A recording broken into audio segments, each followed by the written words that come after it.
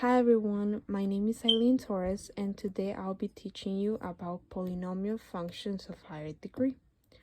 So before I start teaching, I want to say that polynomial functions are one of the most important topics in algebra because they show up everywhere. For example, in physics, economics, and even when describing curves and shapes in real life. In this video, I will give you a clear definition of what a polynomial function is.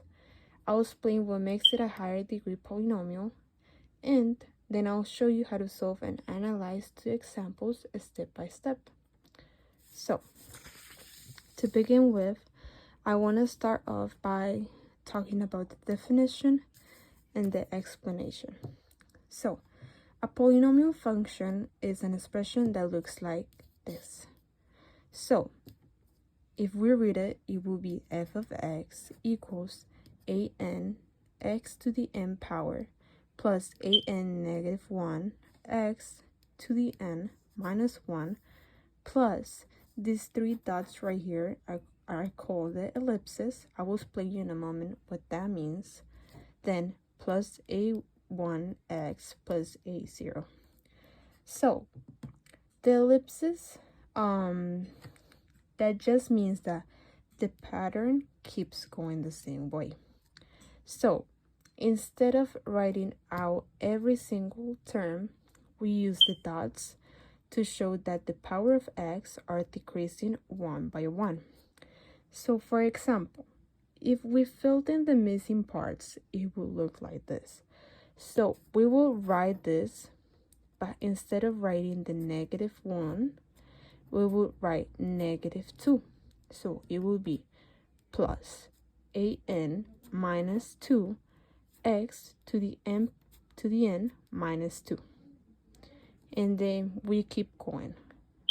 Then after the negative 2, it will be plus an negative 3 x to the n minus 3, and so on.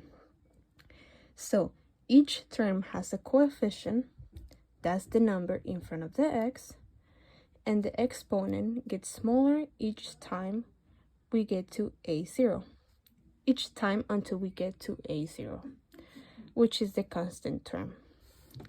So I hope that I made that clear about the ellipses. So now we keep going. In this formula, the letter n represents the degree of the polynomial, the highest exponent on the variable x. The numbers an, a negative 1, the ellipses a0 are called coefficients. The degree must always be a whole number, meaning that it cannot be negative or a fraction. Now, when we say polynomial functions of higher degree, we mean any polynomial where the degree is 3 or more. For example, a degree of 3 is called a cubic function. A degree of 4 is called a quartic function, and a degree of 5 is called a quintic function. Now, these functions can have at most n real zeros or x-intercepts, and at most n negative 1 turning points where the graph changes direction.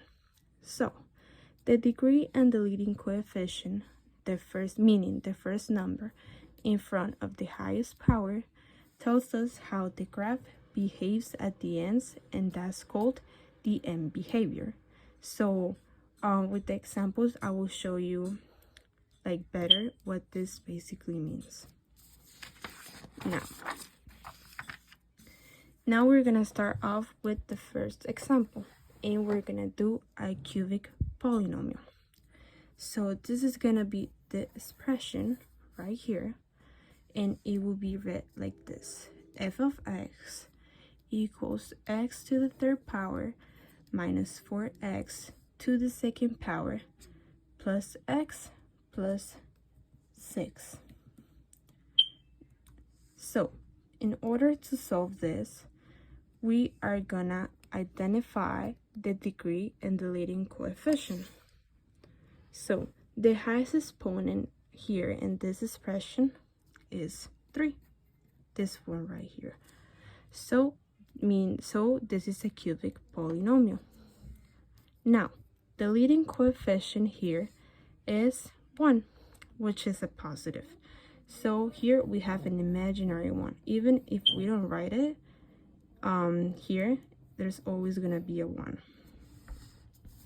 Now, since this is a cubic function, meaning degree 3, with a positive leading coefficient, the graph starts down on the left and goes up on the right, just like a line with a positive slope, but with a curve. So after I'm done with the example, I'm gonna show you what the graph is gonna look like. Now we're gonna move on to step number 2. Now we're gonna find the zeros, also meaning the x-intercepts. To do that, we will try to factor that. Now we're gonna start with an easy value. For example, if we plug in x equals 2. So we're gonna take the expression, this one, and instead of writing the x, we're gonna write 2. So f of 2 equals 2 to the third power minus 4, then we write the 2 here to the second power, plus 2 plus 6. And this whole thing will give us this answer right here. So what we did is that we multiplied 2 3 times. That gave us a minus 16. So 2 times 2, 4. 4 times 4, 16. And then we just write the 2 and the 6. And when we add and subtract this whole thing, that is gonna give us 0. So since that gives us a 0, x equals 2 is a 0. That means that x negative 2 is a factor. Now we're gonna divide by x negative 2, and we're gonna use synthetic division. If you guys don't remember what synthetic division looks like, I'm gonna show you in a moment, and I'll explain you how to do it step by step. So first of all, we're gonna set up the coefficients. The coefficients are 1, -4, 1, and 6. And then we're gonna use the 2 on the left. So we set up the coefficients here, and we're gonna divide by 2. These coefficients we got it from the original expression, this one. So this is 1, -4, 1, and 6. So now we're gonna divide. So first of all, we're gonna bring down the 1, and now we're gonna multiply 1 times 2, which is gonna give us 2, and then we're gonna add -4 and 2, and that's gonna give us -2. Now we're gonna do the same thing.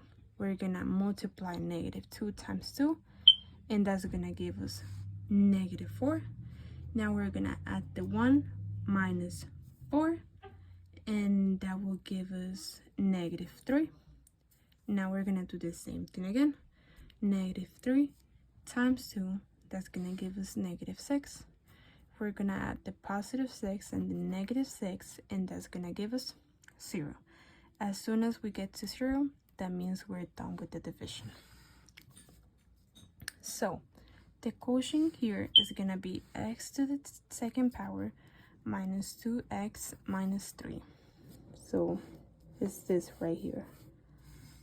Now we're gonna factor this.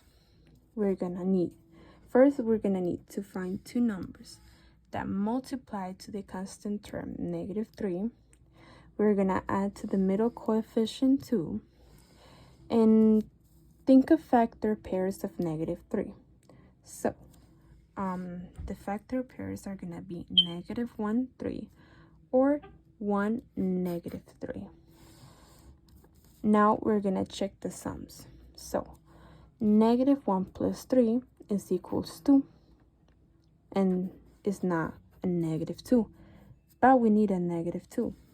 You see it here? We need a -2. So we're going to check the other sum. 1 plus -3 equals -2. So this one works because it gives us -2. Now, the two numbers that we're going to be using are 1 and -3. Step 3, we're going to write the factorization. So we're going to write x to the second power minus 2x minus 3 equals x to the second power plus 1x minus 3x minus 3. So instead of writing minus 2x, we're going to write the two numbers that we will be using, which are 1 and -3. After we write this whole thing, we're going to factor by grouping. So this is going to be the same thing as this one, but now the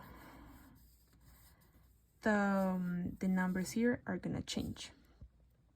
So the way that we're going to write it here is going to change. So this is basically this, and I'm gonna show you how it was basically done. So basically you just multiply x times x, which gives you x to the second power. Then you multiply x with 1, that's gonna give you 1x. Then -3 times x, which is gonna give you -3x. And then -3 times 1, and that's gonna give you -3. So after we have that, we're gonna move on to step 4. Now we're gonna write the full factorization of f of x. So we already had one factor, which was x -2 from before, and now we're gonna combine. You guys remember x -2, it comes from here, the one that we had before. So what we're gonna do now is that we're gonna combine these two and this one right here, and it's gonna come out as f of x equals x -2, x -3, and x plus 1. Now we're pretty much done with the first example. We just had to combine here. So this means that the zeros are x equals -1, 2, and 3. Since this is a positive leading coefficient, the graph goes down on the left and up on the right, crossing the x-axis at those 3 zeros. These are the 3 zeros. So this is example 1. And also I'm gonna show you what the graph will look like. This is the graph right here. You see, these are the 3 zeros: -1, +2, and +3. So this is the graph of f of x equals x to the third power minus 4x to the second power plus x plus c. Now we're gonna move on to example number 2. So here we're gonna do a quartic polynomial. The expression that we're gonna be using is g of x equals -2x to the 4th power plus 3x plus 5. So step number 1, we're gonna identify degree and leading coefficient. So the highest exponent is 4, meaning this one. So this is a quartic function. The leading coefficient is -2, this one right here, which is negative, as we already know. So this means that both ends of the graph will go in the same direction since the degree is even, but because the coefficient is negative, both ends will point downward. After I'm done with this example, I'm gonna show you what the graph would look like I did before with example number 1. So step 2, we're gonna analyze the possible turning points. For any polynomial, the maximum number of turning points is 1 less than its degree. Since the degree here is 4,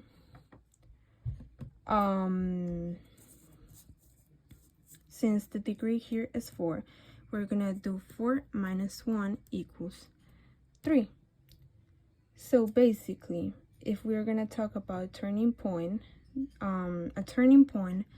is where the graph changes direction, like when it switches from going up to going down, or the other way around. So for any polynomial, the maximum number of turning points is always 1 less than the degree of the polynomial. So since this function has a degree of 4, we subtract 1, and that's gonna give us 3. That means that this is a quartic function that can have up to 3 turning points. So you can think of it like this. A cubic can turn up to twice, and a quartic can turn up to 3 times. So that's why we do 4 minus 1, and that gives us 3. So it will be turning points. So turning points are just the places where the graph changes the direction, if it's going up, if it's going down, and yeah. So for step number 3, we're gonna notice the pattern of powers. Every term has an even power of x. And those are gonna be x to the 4th power and x to the 2nd power. That means the graph will be symmetric about the y-axis because even powers make it mirror on both sides. You see, x to the 4th power, x to the 2nd power.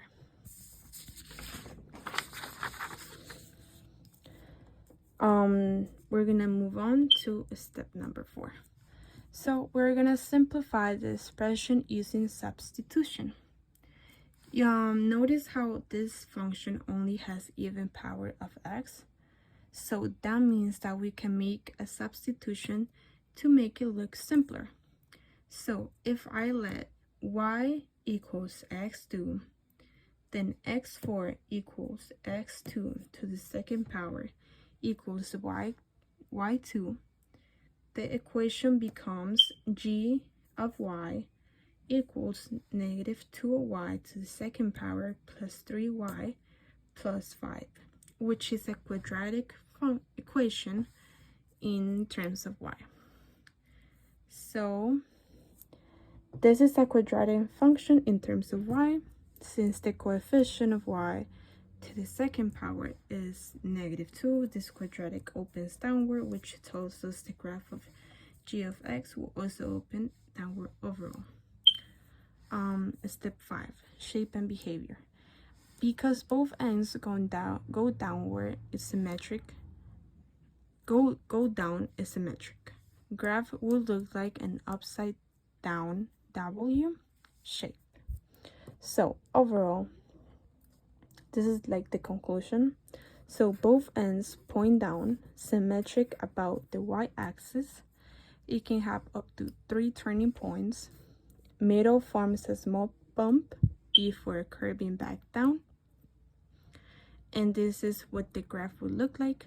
Like I said before, it would look like an upside down W shape. You see it right here. This is like a W shape. And that will be the graph of g of x minus 2x to the 4th power plus 3x to the 2nd power plus 5. Now, we got to the conclusion. To wrap it up, a polynomial function is made up of terms with variables raised to whole number powers. The degree tells us the number of possible zeros and turning points. The leading coefficient and degree together tells us how the graph behaves at the ends. And by factoring, we can find where the function crosses the y-axis. So, thanks for watching my lesson on polynomial functions of higher degree. I hope this helped you understand how to define them and analyze their behavior step by step. Thank you so much. Bye.